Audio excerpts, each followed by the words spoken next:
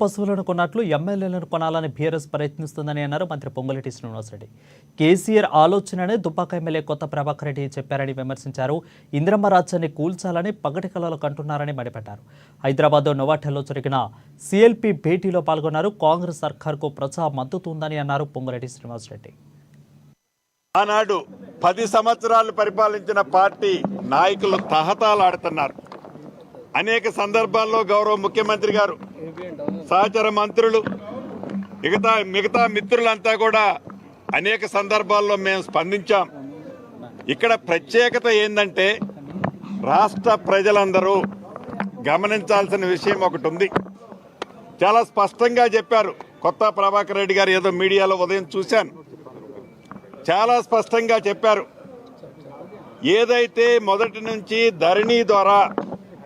ధరణి కార్యక్రమం ద్వారా గడిచిన 10 సంవత్సరాలలో అధికారంలో ఉన్న పార్టీ అక్రమంగా పేదోళ్ల ఆస్తిని, పేదోళ్ల భూమిని, ప్రభుత్వ భూములని, వక్ఫ్ బోర్డు భూములని, రెవెన్యూ భూములని, అటవీ శాఖ భూములని వారి తొత్తులకి కట్టబెట్టామని చెబుతూ వచ్చామో, ఆ కట్టబెట్టి లబ్ధి పొందిన లబ్ధిదారులు ఎవరైతే ఉన్నారో ఆ లబ్ధిదారులకి ఏ భూభారత్నైతే నిన్న లాంచ్ చేశామో, ఏ భూభారత్ వస్తే పేదవాడికి న్యాయం జరుగుద్ది, పేదవాడికి న్యాయం జరుగుద్ది, భూములున్న ఆసాములకి భద్రత కలుగుద్ది, ప్రభుత్వ స్థలాలకి పూర్తి భద్రత ఉంటుంది అని ఒక సదుద్దేశంతో భూ భారత్ని లాంచింగ్ చేయటానికి కొన్ని గంటల ముందే ఆ గౌరవ శాసనసభ్యులు కొత్త ప్రభాకర్ రెడ్డి గారు అన్నది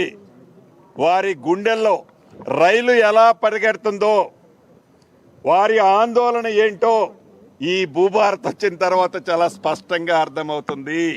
ఏదైతే ఆనాడు కేసీఆర్ గారి ప్రభుత్వం, టిఆర్ఎస్ ప్రభుత్వం అధికారంలో ఉన్నప్పుడు ఏవైతే ప్రభుత్వ భూములు కొల్లగొట్టారో, పేదవాడి భూములు కొల్లగొట్టారో, ఏ భూభారత్ ద్వారా అయితే ఆ భూములన్నీ మళ్ళీ తిరిగి వెనక్కి వస్తున్నాయని భయ ఆందోళనకి గురైన వారి తొత్తులు, ఆ పింక్ కలర్ షర్ట్ వేసుకున్న రియాలిటీ వాళ్ళు భయభ్రాంతులు చెంది అక్రమంగా సంపాదించిన ఆస్తి ఈ భూభారత చట్టం ద్వారా అక్రమంగా దోచుకున్న ఆస్తి ఈ భూభారత చట్టం ద్వారా తిరిగి ప్రభుత్వం తీసుకుంటుందని వారి గుండెల్లో రైళ్లు పరిగెత్తి ఎంత ఏదైనా ఎన్ని కోట్లు ఖర్చైనా ఎమ్మెల్యేలని పశువుల్లాగా, సంతలో పశువుల్లాగా మీరు కొని కాంగ్రెస్ పార్టీని, ప్రజల ఎన్నుకున్న ఇందిరమ్మ ప్రభుత్వాన్ని కూలగొట్టండి అని